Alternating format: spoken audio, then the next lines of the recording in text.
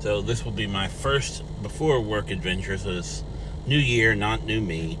But this one's only a few minutes from my house.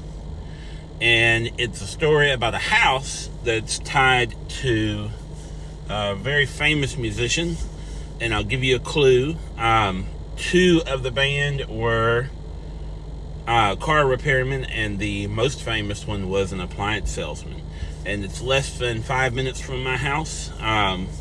It has nothing to do with the Elvis house, although they say when Elvis lived in that house, which was only one street over, you could sometimes hear the fans screaming for Elvis one street over. But here we go. So it was in this house that a lot of practicing was done by a little gospel group that would be known as Tennessee 2 and later the Tennessee 3. And then the most famous part of that group separated his name and became Johnny Cash. It was in that home. It's mentioned at the end of Eddis Tune, which tells you a lot about the family and the home, and it's kind of memorialized with the 65-year marriage, which I thought sounded like a really good New Year's story, because even after Marshall got sick and after his death, you could tell that when you research it, you could kind of see the love of the 65 years. And Marshall Grant was the bass player, and many of the Cashes were remembered for songs that were practiced and tuned right in those walls.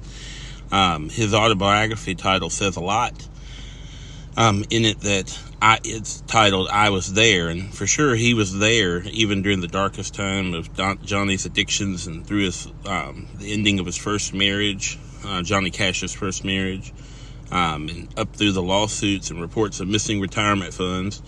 But if you listen to the story of Marshall, which was filmed here at this house, I'll post it in the links at one of the Hall of Fame sites.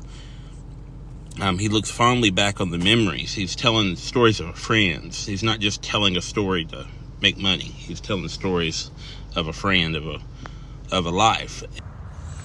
And so about 9 minutes in the other direction, I found one of my favorite spots, the Crystal Shrine Grotto. From here, I can hear the music and the fountain. And right across the street from that is the burial site of Marshall Grant, whose house I visited this morning. It was in his house that the tunes became, that Johnny would be famous for, Johnny Cash would be famous for later on, were first heard.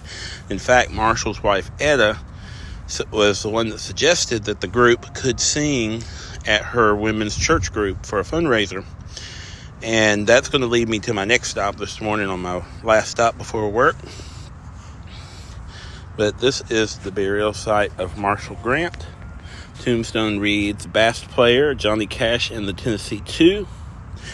And now in the heart of Cooper Young, just a few minutes away, Galloway Methodist Church.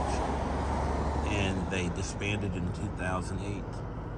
And that's where the first public performance was with Tennessee 2 and Johnny Cash, or later the Tennessee 3.